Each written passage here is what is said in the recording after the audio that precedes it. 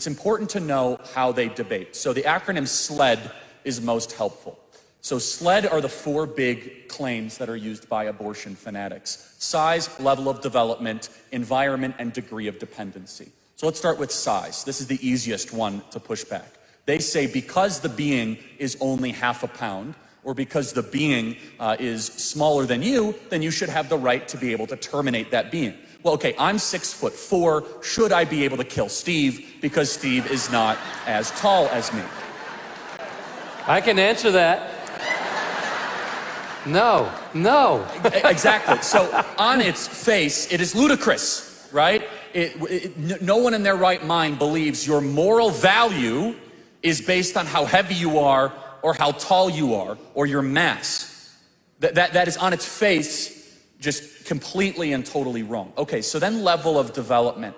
They focus on this one a little bit, but they'll say, hey, the being, again, they use the word fetus a lot, right? Which again, actually in Latin literally means human being, but that's a separate issue. Just you need to ask them a very simple question. What species is the fetus? Where on the animal kingdom is it? Is it a cat, a dog, an alligator, a hawk, an eagle? As soon as they say human, like, okay, so it's a human being that happens that you're calling a fetus to try to disguise what you know is wrong. It just makes you feel better to call it a fetus, not call it a baby. And so by level of development, they say, well, you see, the being is not fully formed, right? So therefore, we have a moral right as formed beings to be able to crush the not as formed beings. And so then let's just extrapolate that argument. Should you be able then to starve a newborn baby right out of the womb? Of course not. It's infanticide. Level of development, it means nothing. A 2-year-old hasn't yet gone through puberty, so are you allowed then to terminate the 2-year-old? No. So level of development means nothing.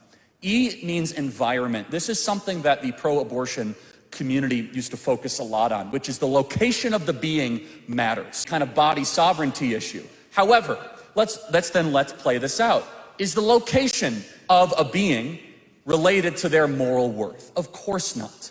If a baby is in the womb or outside of the womb, or if it's in Albuquerque or Phoenix or in Denver, the location of where the human being is completely irrelevant to what that being actually is.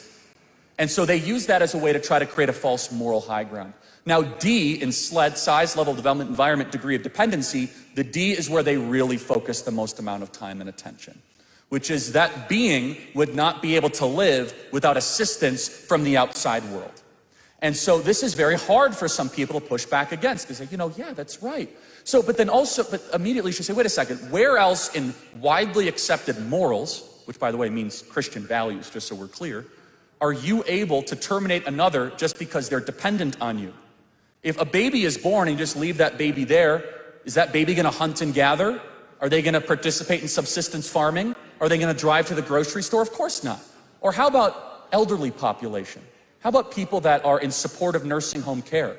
Are you allowed to pull the plug instantaneously, starve them, not have support show up at nursing homes? Of course not. The value of how we determine life is not correlated with how dependent a being is on somebody else. But it comes down to a different and separate question, which is morally, what do you think the strong, the developed, and the old should do against the weak or the not as strong, the young and the vulnerable?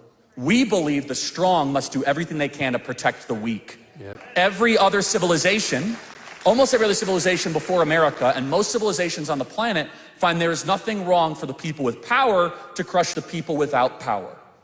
This is derived from the Bible, where we believe everyone is an image bearer, and therefore it necessitates legal, constitutional, and moral protection of that being.